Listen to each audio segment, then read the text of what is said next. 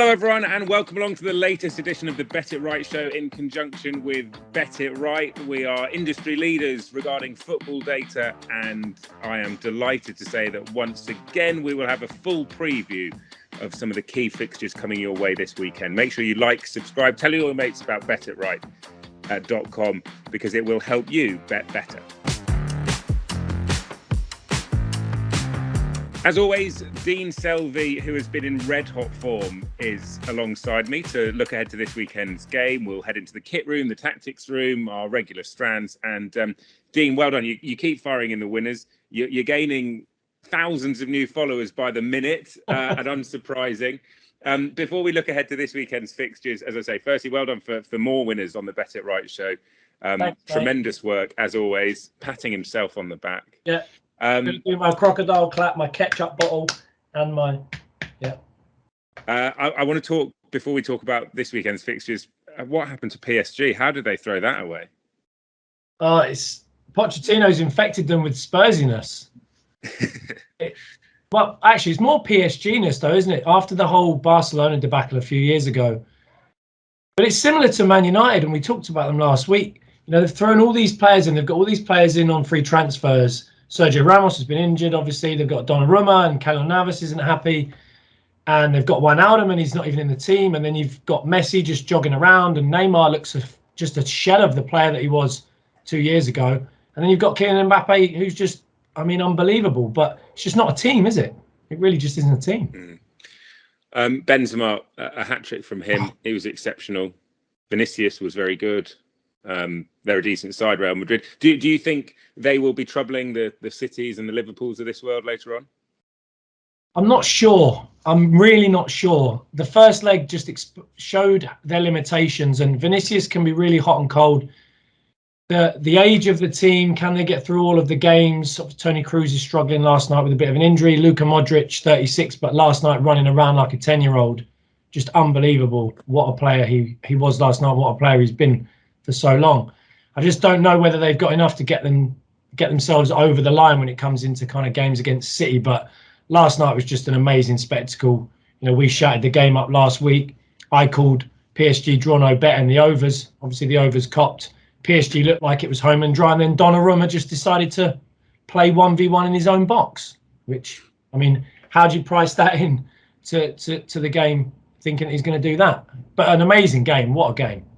Yeah, it really was a brilliant spectacle, as was seeing Scott Carson come on for Man City. Loved that.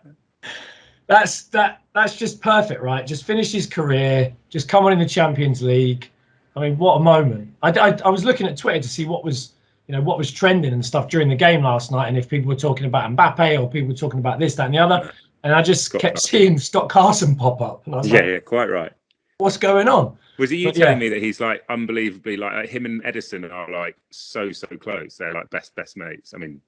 Obviously part of the goalkeeping squad at City, but it's like an unlikely friendship, isn't it?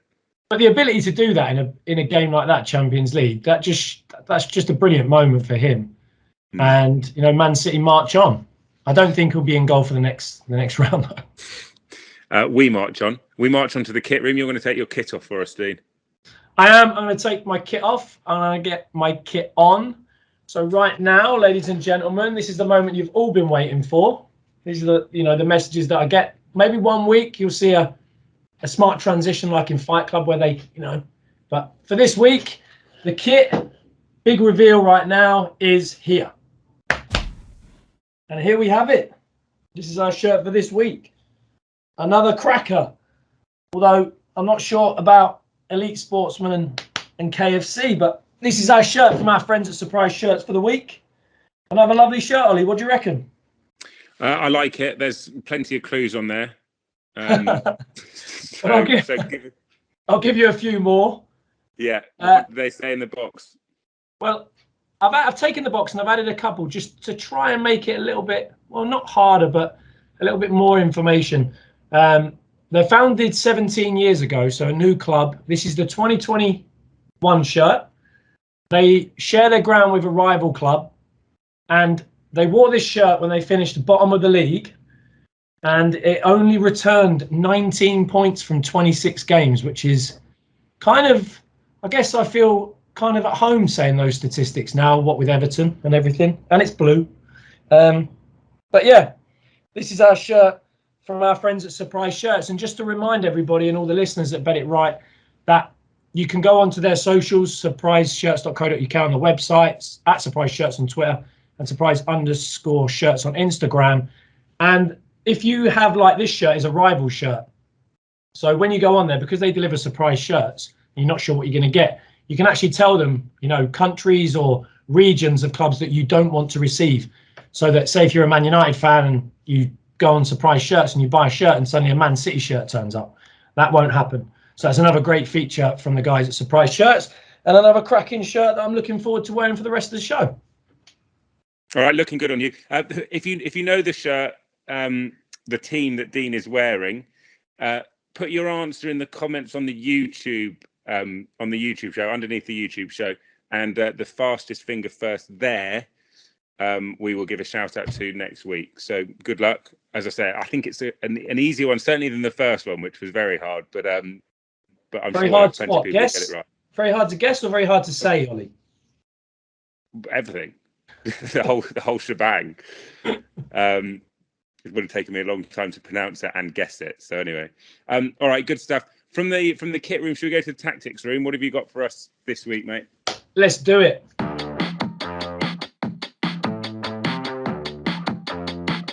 We're going to have a look at our friends again over at the Olympic Stadium. West Ham against Villa. A massive game, purely off the back of the fact that West Ham are having a little bit of a wobble. Villa have found their feet again in the last couple of weeks. Both teams have games tonight. So West Ham, a massive game in the Europa League away at Sevilla. And Villa are away to Leeds tonight in the Premier League. Sevilla, perennial Europa League winners. So it's going to be a really tough game for West Ham there tonight, especially given that they've got a small squad. Now, they're coming off the back of the 3-1 defeat to Southampton in the FA Cup and the 1-0 defeat to Liverpool, whereas Villa are coming off the win against Brighton 2-0 and then the win at the weekend against Southampton, where they looked amazing against Southampton, trying to get Ings, Watkins and Coutinho in the team, and now Steven Gerrard has achieved it. So those are the things that I want to talk about, because people are kind of raving about Villa after the Southampton game, saying that they're looking, Steve, he's got the team now, he's got the right formation. Digne will be back from COVID at left back. Matty Cash was amazing at right back. And I think people might get a little bit carried away. And here's why. So first things first, they've changed to the 4-diamond-2, and they want Coutinho to operate at the top, in between and behind opposition centre midfield, with the two centre forwards working together. And that worked really well against Southampton. Now, the reason for that is that Southampton play a very narrow 4-2-2-2, which allowed Coutinho to play in between the lines, and it allowed Matty Cash, Ashley Young played at left back, not so much, but Matty Cash to release from right back and exploit that huge amount of space that was left by the narrow Southampton shape. Now, also in that game, you've got Jack Stevens playing left-sided centre-half. Now, he struggles with mobility, he struggles out of possession with his positioning, and he was exploited in that game. Now, if you compare that against the tactics that they will likely face against West Ham, West Ham will probably play a 4-2-3-1 or a 4-3-3. So that will become a 4-5-1 out of possession, which will give them extra cover in the wide areas. So that space won't be there.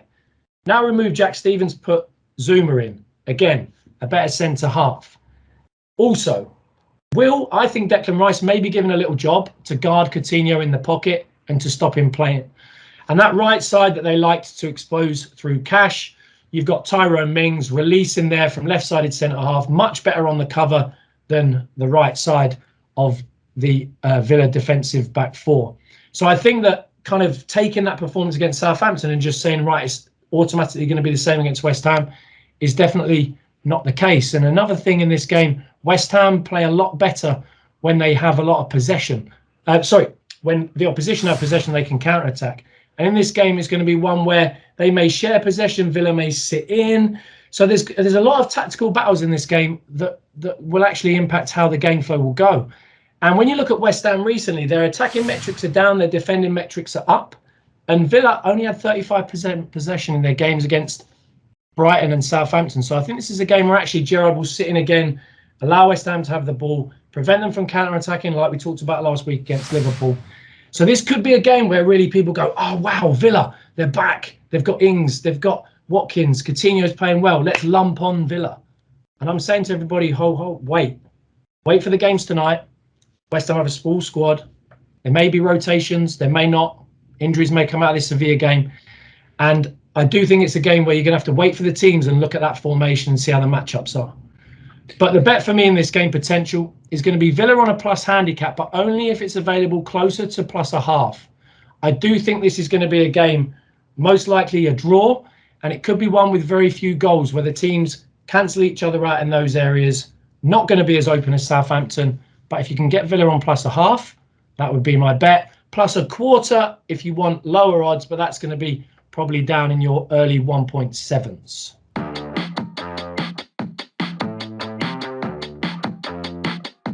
The focus game for us in the Premier League is going to be United against Spurs, and there's so much to talk about here. Where do we start, Dean? Well, I think, given that we talked about last night, does that mean Pochettino now becomes the next Man United boss? Will he get the sack this week? Would you want him at United? Well, everyone's saying about what he's done at PSG, but I think it's more the personnel. We don't know what goes on behind the scenes there. Did he want all those players? Did he go out and say, "Oh, please give me Messi, please give me Sergio Ramos"? You don't know. It may be that they wanted those marquee signings to be able to sell shirts, to be able to be this powerhouse, and maybe actually he didn't want them. So you never know. And you think back to when he had Spurs playing their best football. They were an outstanding team. They didn't quite get across the line, hence the Spursy tag that we talked about. But again, what other options are out there? And we'll talk about Chelsea a little bit later in our Champions League preview. But there's also word on the street that maybe Tuchel wants to jump ship at Chelsea.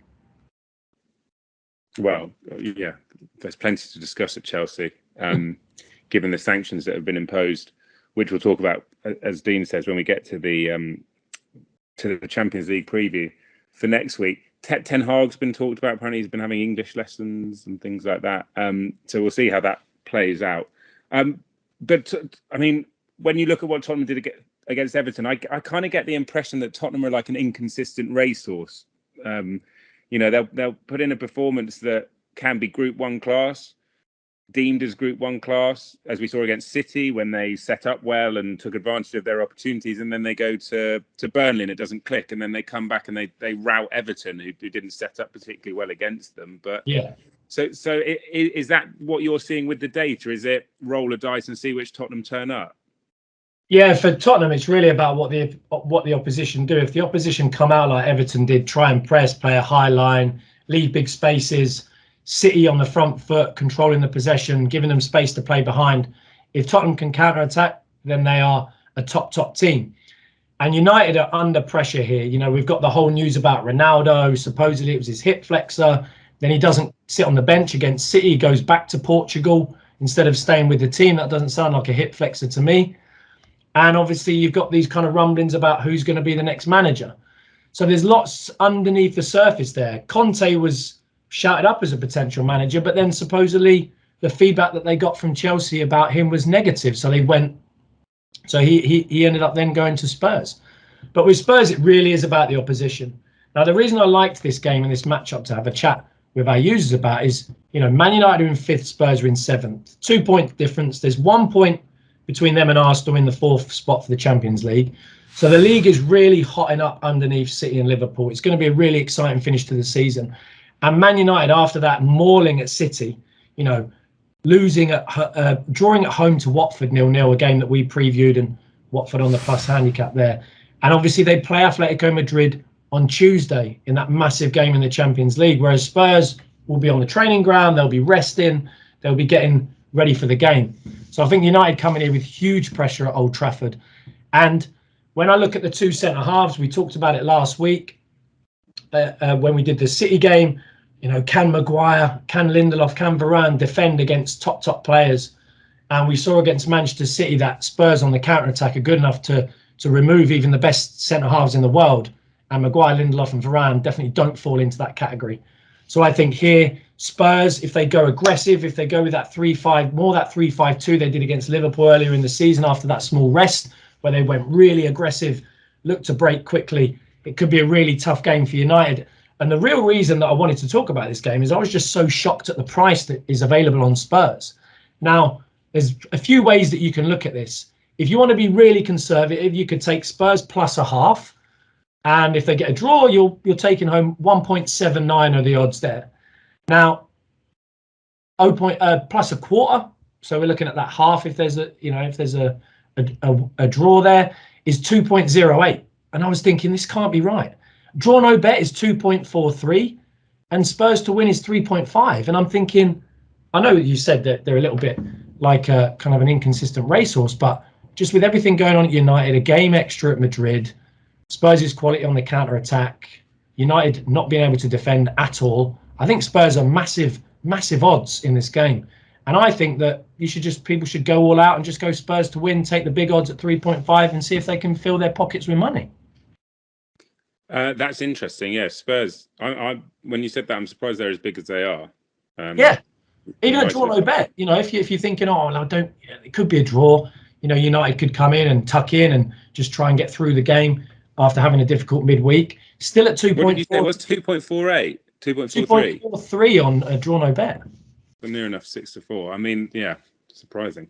Yeah, massively surprising. And as long as the formation is right and Tottenham put their more aggressive players in, and it looks like Kulusevski's filled the gap by Lucas Moura really well with Son and Kane. If you get them running against, if Son is paired up against Harry Maguire, I think, there's massive problems there, 1v1. If he can do it against Manchester City, then he's definitely going to do it against Manchester United. I heard an interview with Trent Alexander-Arnold. He said if you had an unlimited budget and you could buy 2 players from the Premier League, who would it be? And the first person he said was Son. That's who he'd go for. And when you think they've got one of those players, he's almost quite, I hate to say the phrase kind of old school, but we're in 2022 now, and it's been the same for 4 or 5 years. We're in a very much a possession-orientated Premier League. The teams that keep the ball better, the teams that can empty and fill, the teams that can rotate positions, the teams that are tactically very astute and can manage the game well are the teams that tend to win more games. But then you've got those really explosive players going back to the old kind of wingers, your Salahs and your Sons. And when he's running at you at full speed with the ball at his feet or looking to get in behind, he's just so dynamic and so difficult to defend. And he seems like just a thoroughly lovely chap as well, which always makes it a lot easier to like him. Unlike the majority of the PSG squad, might I add. You really hate the PSG squad, don't you? Well, I just, like last night, all they do is crowd the ref. They dive. Obviously, Neymar is kind of just the biggest exponent of that ever. Messi just trotting around, kind of looking like he's a bit lost. And then every single tackle, Paredes, Verratti, if Di Maria plays, Kimpembe, they're all just there around the referee all the time. It's just like, look, you've spent however many millions and you're still losing. Just go away. Like, let someone else play. Play like Modric. Play like Modric. Just smile on your face, running around. That little double turn on the edge of the box against Verratti right at the end. Just absolute dream. Be more Modric. That's a lesson. If be more Modric. Yeah, 36 years old and just trotting around the pitch, having a great time. I mean, it's brilliant. I know this is a global podcast, so there is a chance that Neymar is getting this translated for him and tuning in. So if you are listening, absolutely, he's definitely watching. But I was talking to a few people about him today.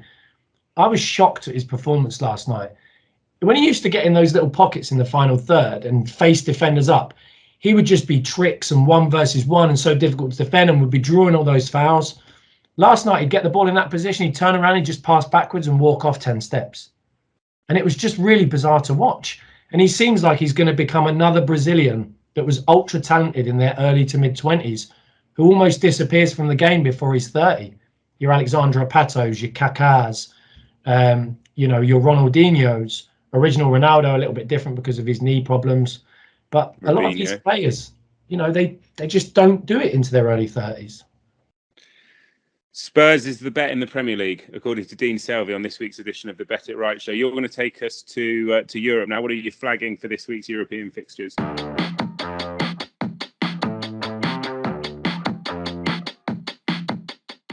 I am. A lovely little trip around Europe. We're going to Holland first. For Utrecht versus PSV, this is very, very simple. Both teams have an amazing record at home and away of over 2.5. Utrecht with 8 out of 12. Final with 9 out of 12. The reverse fixture was 4-1 to PSV with a total of 5 XG across the two teams. So nice and simple for this one. The potential bets here are over 2.5 if you want small odds around 1.7, or if you want to go a bit bigger, over 2.75 at closer to 1.9. Nice and simple. Overs bet, Utrecht versus PSV. Anything in Europe, Germany, France for us? Yeah, now over to La Liga. This is an interesting game. And this was one Or that Spain. I was really... Yeah, well, there, yeah. Well, we could go to Spain first if you want, or we could go to France. Do, definitely. What would you like? Do you know what? I'm going to give you one of those sort of, what are they called, interrail cards, and you can decide the route of your journey around Europe. All right. So you want to take us to Spain first? You've put me under pressure now because I'm trying to think what's more logical. And given that I live in Spain, I should really Don't be. Bother. Yeah, I'm not going to bother actually. I'm not going to bother because someone will probably write. There is no train that go. Okay, fair enough. Yeah. So let's go to Spain, where I live. So we're going to go Rayo Vallecano against Sevilla. Now, Sevilla play West Ham tonight, as we've talked about. On a really bad run, lost 6 in a row in the league, and Sevilla have not lost in the league since the 28th of November when they lost to Real Madrid. Now, this is one where there will not be many goals. This is a massively unders game. The goal line is going to be 2.0, so definitely not really any value there. Sevilla have the #1 defensive record away from home with only 0.46 goals, and Rayo Vallecano's defensive record at home is only 0.63 goals. So this is not going to be one for the ages. This is going to be a Sevilla special. But I was surprised, given the form of the two teams, that Sevilla to win are odds against at 5-4, and Sevilla to win and both teams to score no, you could get a 12-5.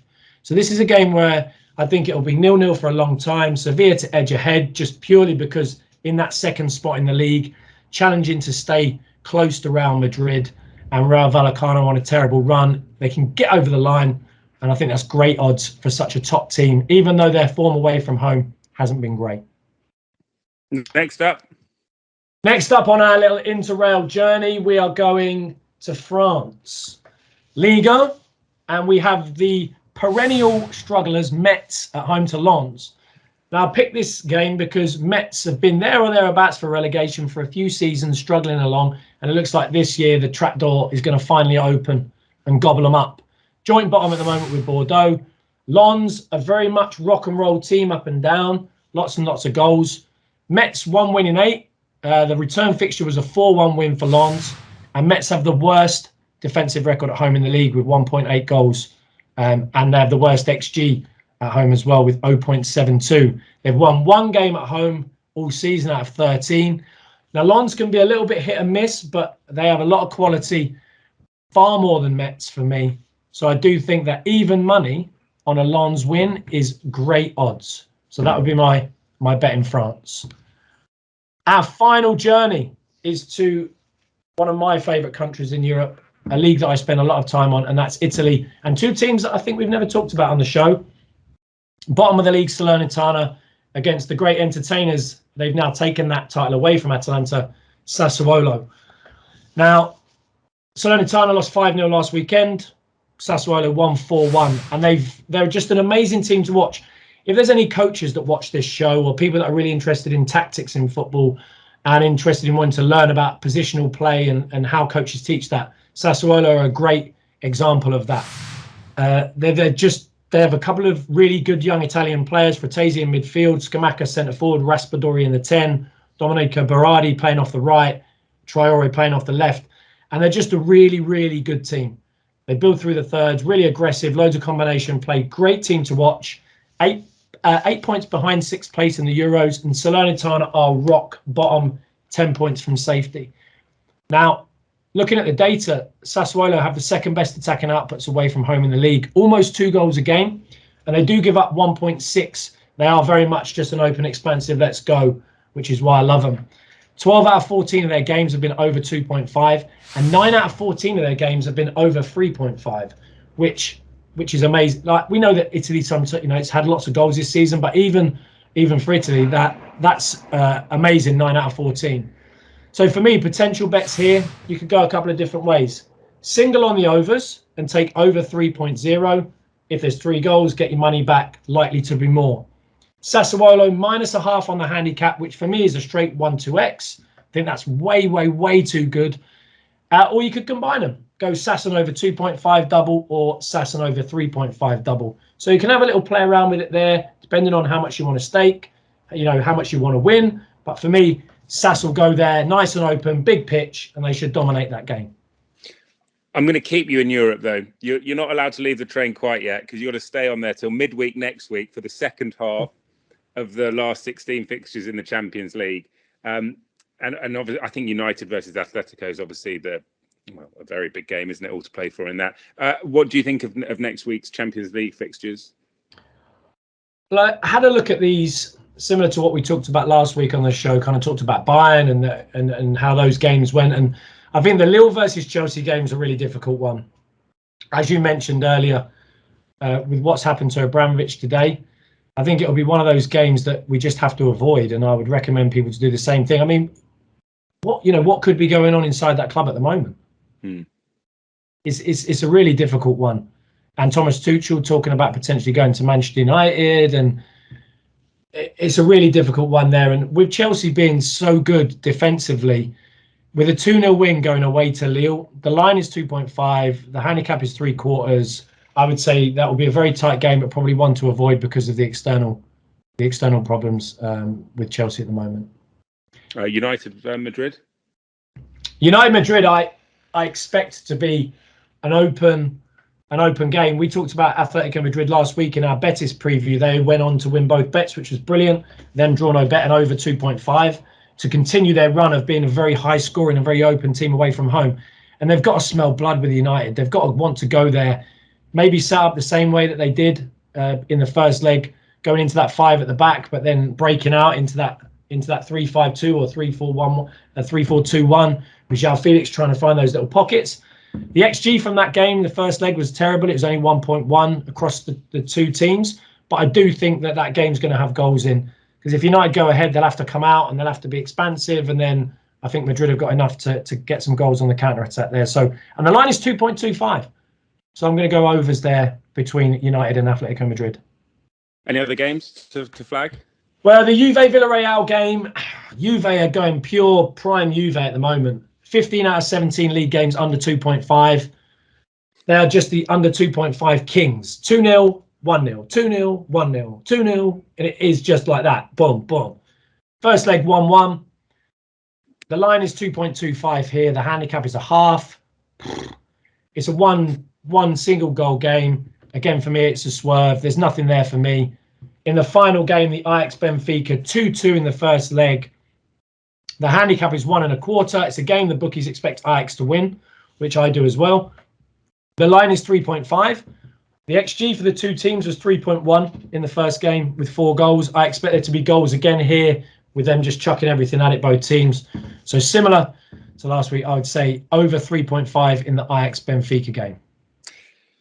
Great work, as always, Dean. Thank you very much for that. Thank you for your thoughts across this week's fixtures and a couple of the fixtures in the Champions League next week. Top man, you are in red hot form. It's been an absolute treat listening to your thoughts and getting the first word on the weekend bets. And now I'm stuck in Europe for a week, which is nice. I hope you can come home. Well, you live in Spain, so you don't need. I do live in Spain, but why would I want to come home? Given that all I see is that it costs like £700 a month to put the electricity on, and it's like 50 grand to fill up your car to drive from pump 3 to pump 4. Now, can we end on a cheery note, please? I was just about to give you a compliment. Top but no, I'll stay in Spain. You've twisted my arm. I'll stay here. Maybe we'll my Eurorail ticket.